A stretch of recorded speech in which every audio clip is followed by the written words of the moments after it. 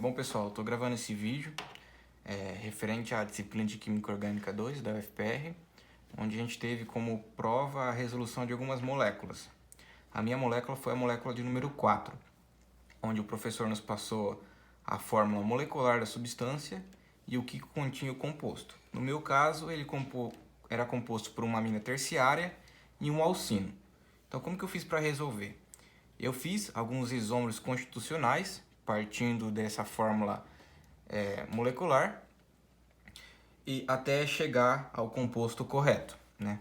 Então eu trouxe para vocês alguns isômeros constitucionais, né? Eu tenho aqui 8 especificamente, 7, perdão.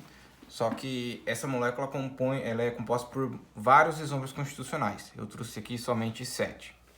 Então, como que eu fiz para identificar se esta molécula era a molécula proposta na avaliação? No primeiro gráfico, que é a RMN de hidrogênio, a gente possui 5 sítios ativos para hidrogênio. Então, partindo disso, eu fui eliminando as moléculas. A primeira molécula, vamos contar quantos sítios ativos ela tem. Aqui é um sítio ativo, porque esses dois carbonos são iguais, né? Essa aqui é uma molécula com ligação simples, então ela gira. Então aqui a gente tem 1, 2, 3. Esse hidrogênio do nitrogênio não entra na conta. 3, 4, 5. Essa aqui seria uma molécula possível. Então vou marcar aqui um certinho para ela. Essa outra, a gente tem 1, 2, 3, 4, 5, 6 sítios ativos para hidrogênio nessa molécula. Então a gente já pode descartar ela porque não seria ela. Vamos para a seguinte. Essas 3 metilas formam um sítio ativo só, porque ocorre a molécula gira, então as 3 vão estar em determinadas posições em determinados momentos. Então aqui seria uma só. Então aqui a gente tem um sítio ativo para hidrogênio, 2, 3. Esse também não seria, então podemos descartar. Vamos para essa outra molécula. Aqui a gente possui 1, 2, 3, 4, 5, 6 sítios ativos. Também foge do nosso objetivo, 6. Esta outra, a gente tem 1, 2, 3, 4 sítios ativos, porque essas duas metilas são iguais. Então elas giram, em determinado momento essa metila vai estar próxima desse oxigênio e em determinado momento essa metila vai estar próxima desse oxigênio, o que caracteriza as duas como iguais. Então aqui a gente tem só 4 sítios ativos, podemos descartar também. Vamos para essa outra agora. Aqui a gente tem 1, 2, 3, 4, 5, 6 sítios ativos. Também não foge do nosso objetivo. E a última molécula que eu trouxe, a gente tem 1, 2, 3, 4, 5 sítios ativos, que é o que a gente busca. Então vou dar um certinho aqui. Desses 7 exemplos que eu trouxe, 2 se enquadraram. O que eu vou fazer para eliminar agora, ou seja, ficar só com um deles? A gente vai para o gráfico de RMN do hidrogênio e a gente vai analisar os sinais. Esse primeiro sinal, como vocês podem ver, ele é um tripleto para 3 hidrogênios. Já o segundo sinal, ele é um singleto para 3 hidrogênios. O terceiro sinal também é um singleto para 3 hidrogênios. O quarto e penúltimo sinal, ele é um quarteto para 2 hidrogênios. E o último sinal é um simpleto para 2 hidrogênios. Voltando lá nos nossos isômeros. Vamos analisar primeiramente a primeira molécula. Esses 2 hidrogênios que são iguais, eles são um dubleto para 6 hidrogênios. A gente tem 3 hidrogênios nesse e 3 hidrogênios nesse. Mais um hidrogênio vizinho conta como 2, né? Porque esse 6 aqui conta como 1, mais o hidrogênio vizinho 2. Então seria um dubleto para 6 hidrogênios. E na nossa molécula a gente não tem nenhum dubleto para 6 hidrogênios. Então a gente pode automaticamente já descartar essa primeira molécula. Agora a gente vai para a outra molécula que nos restou. Aqui nesse ponto, a gente tem um tripleto para 3 hidrogênios. Na nossa proposta aqui, a gente também tem um tripleto para 3 hidrogênios, que seria o primeiro ponto. Esse ponto aqui seria um quarteto para 2 hidrogênios. A gente também possui um quarteto para 2 hidrogênios, que seria este sinal aqui. Este outro ponto seria um singleto para 3 hidrogênios, porque ele não tem hidrogênio vizinho. Então seria um desses dois sinais aqui. Esse outro ponto seria um singleto para 2 hidrogênios, porque ele também não possui hidrogênio vizinho. Então seria o nosso último sinal aqui. E essa última metila também seria um singleto para 3 hidrogênios, que seria um desses dois sinais. Então, como que eu fiz para identificar esses sinais aqui no gráfico de RMN? Né? Eu enumerei, né? Essa estrutura é a mesma que essa, né? Então eu enumerei ela A, B, C, D, E, F, G e H, né? Essa primeira metila, que seria no caso A, é o nosso tripleto para 3. Então eu coloquei aqui, ó, tripleto para 3. Esse singleto para 3, eu identifiquei ele como sendo o H, então seria esse daqui. E esse outro tripleto para 3, eu identifiquei ele como sendo esta metila aqui, que seria o C. Já o quarteto para 2, eu identifiquei sendo como B, o quarteto para 2, B. E o singleto para 2 foi identificado como E. Agora, partindo do gráfico de RMN do hidrogênio, foi possível fazer o RMN Cose, que seria as interações de hidrogênio-hidrogênio. Eu vou aproximar aqui para vocês na molécula, que acho que vai ser melhor para explicar, né? Aqui a gente tem os hidrogênios em ordem de ppm, do menor para o maior, e nessa escala aqui também, os hidrogênios do menor para o maior, né?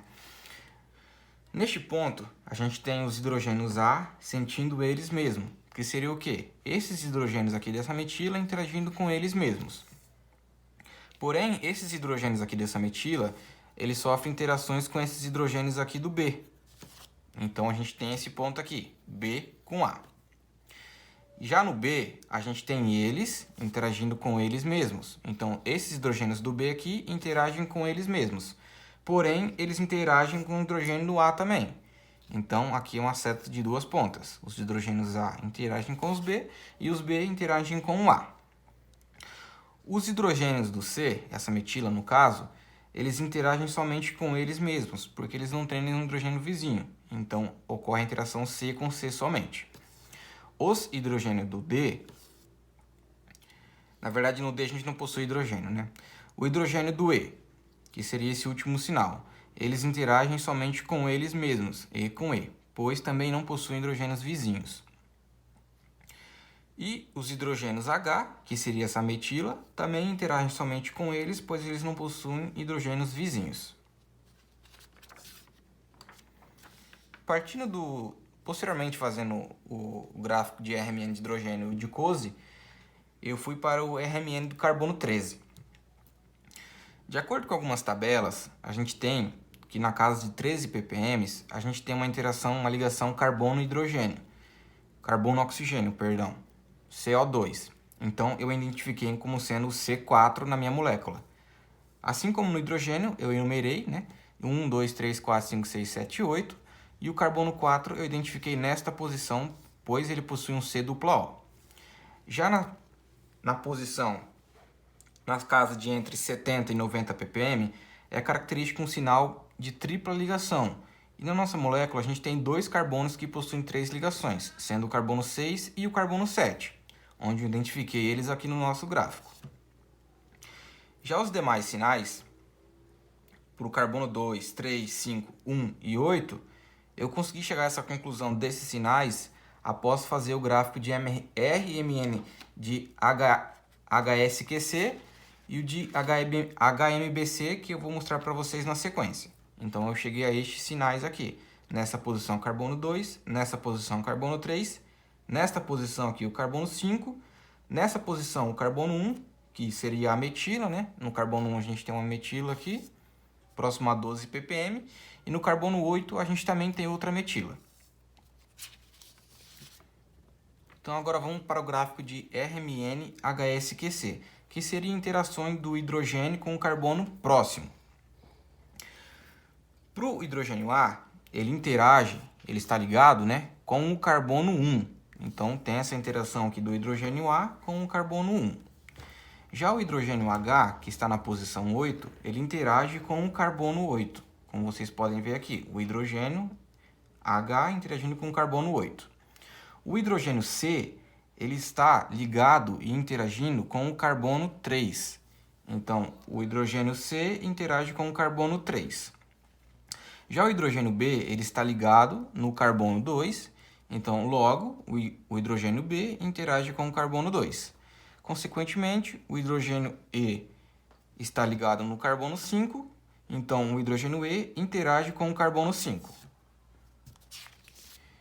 E para o RMN, diga HMBC, que seria a interação de hidrogênio-carbono, mas com uma distância um pouco maior. A gente tem o hidrogênio A interagindo com o carbono 1, o hidrogênio A interagindo com o carbono 3 e com o carbono 2. Como que a gente pode chegar a essa conclusão? Esses hidrogênios que estão aqui na posição A, eles interagem até uma distância de 4, ou seja, esses hidrogênios que estão no carbono 1 interagem com o carbono 2, com o carbono 3 e com o carbono 4. Já os hidrogênios na posição H, eles interagem com o carbono 8, né, que seria o HSQC, que é o carbono que ele está ligado. Ele interage também com o carbono 5, o carbono 6 e o carbono 7. Assim como para o carbono A, o hidrogênio que está na posição 8, ele interage na posição 7, 6 e 5, ou seja, uma distância de 4. Os hidrogênios na posição C interagem com os carbonos na posição 1. Então, o hidrogênio na posição C interage com o carbono na posição 1, o carbono na posição 5, o carbono na posição 3, que no caso seria o HSQC, que é o carbono que ele está ligado, o carbono na posição 2 e o carbono na posição 6. Seguindo a mesma regra de 4 de distância, tanto para a esquerda quanto para a direita. Já os hidrogênios na posição B, eles interagem com os carbonos na posição 1, na posição 2, na posição 3, 4 e 5. Eles não vão para 6, 7 e 8, porque já ultrapassa a distância de 4. E esse ponto B é o ponto onde a gente tem mais sinais. O ponto B junto com o ponto E. Isso quer dizer que seria o meio da molécula.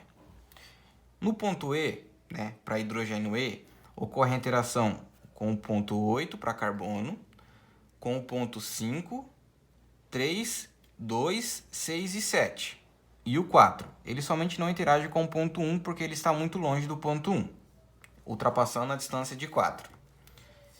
E seria isso a forma que resolvi a molécula, conseguindo chegar nessa molécula, né, com essas ligações e esses compostos, partindo apenas da forma molecular e do que a substância é composta, a amina terciária e a alcina.